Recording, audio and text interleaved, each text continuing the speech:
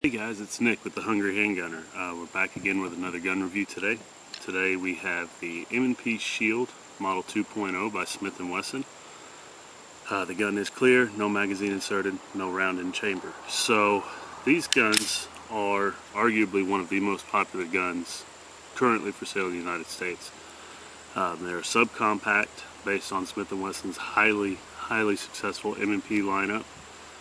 Single stack, very thin. And a couple reasons why they're so popular. I mean, they're tiny. When you hold this gun in your hand, it all but disappears. As far as concealing this gun, there's probably not an easier gun to conceal where you still get the power of a 9mm. It comes with two magazines. We have the flush-fitting 7-round magazine. This one, you know, your pinky dangles off the bottom like a lot of subcompacts. But if you put the 8-round magazine in, then you get a full grip on the gun. So this particular model does come equipped with the manual safety on it. Manual safety, I mean, if you're really that opposed to it, it's not very obtrusive. You could always leave it down and just pretend it's not there. I tend to use the safety on this gun partially because of where I carry it, and I do typically carry this in an appendix rig, but it comes standard with Smith & Wesson's 3-dot sights. They're steel. They work just fine, although I will be eventually swapping those out for some night sights, probably the Ameriglow iDot Pros. As far as improvements from the original Model 1.0, this one has the fish scale serrations now, both on the rear and up front, which I guess you could use that for a press check, but it's probably purely more for looks. The biggest improvement is going to have to be the grip. This has a pretty nice texture to it. I found the grip on the first gen to be pretty slippery. This one, you tend to be able to get a more secure grip on the gun. The trigger is improved a little bit. Go ahead, it is clear. No, not very much cushiness, and the reset's nice and positive. You can definitely feel it.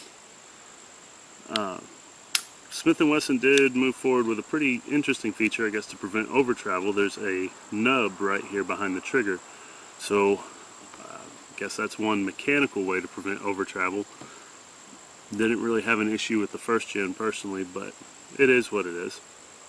You know, 9mm, 7+1 or 8+1. There's worse options out there, guys. For me, this is not my everyday carry gun. This is a gun that I carry when I don't feel like I can conceal my normal carry gun, which is a Glock 19. So that doesn't happen very often, but there are times when, you know, if you're going for a run or a walk, or you know, you're in clothes that would be harder to conceal something more like a Glock 19, this gun may be a very viable option for you. So without further ado, let's shoot it a little bit and then we'll go from there. Alright, just start off with some slow fire and just see what we get.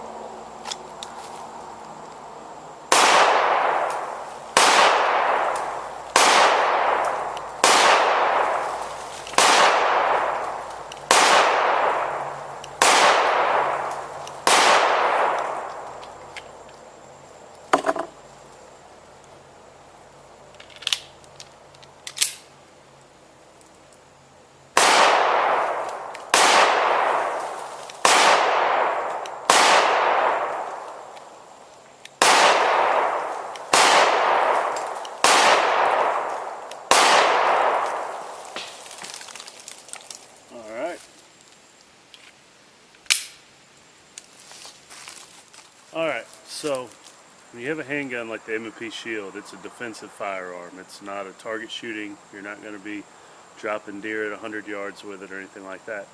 You're going to be, chances are, in a very close quarter situation. 8 feet is the FBI's distance that most lethal encounters take place. 8 feet or less, and they're over in 2.3 shots on average. By all means, you should train further than 8 feet. What I've got here is about 21 feet, so the 21-foot rule where a guy with a knife can close distance on you before you can draw, aim, and fire. This is about 21 feet. So, we'll just kind of put it through its paces here, and then I'll let you guys know what I think.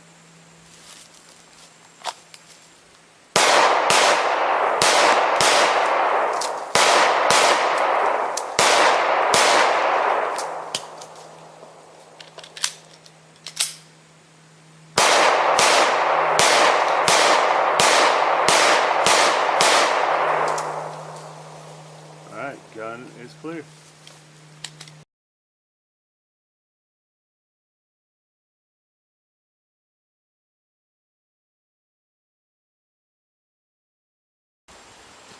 Alright guys, so no magazine inserted. Gun is clear. So my thoughts on the M&P 9 Shield 2.0. Said this isn't exactly a unboxing raw reaction. I've had it for a while. It is a good gun. I shoot steel cased ammo for target stuff. It's cheap, so if it'll make it through that, that's pretty good.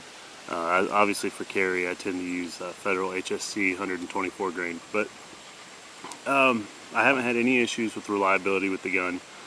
The only issue really is that with a fully loaded magazine, which these are empty, they can be hard to get the mags to go into place. Sometimes you have to give them a good whack to get them to stay seated, particularly with the flush fit 7-round.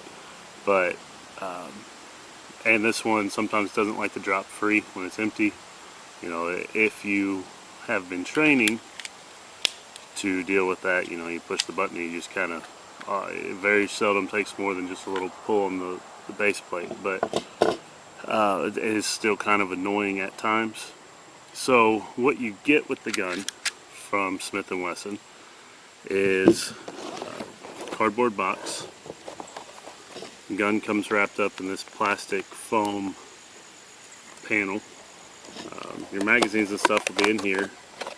A loaded chamber flag.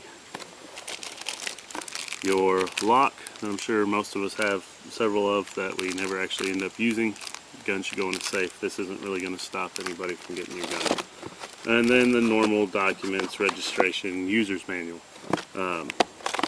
So, 2 magazines for a concealed carry gun.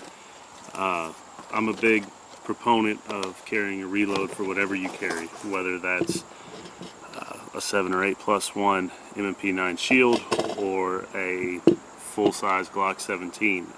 A lot of people take that to mean that I think you're going to need more ammo.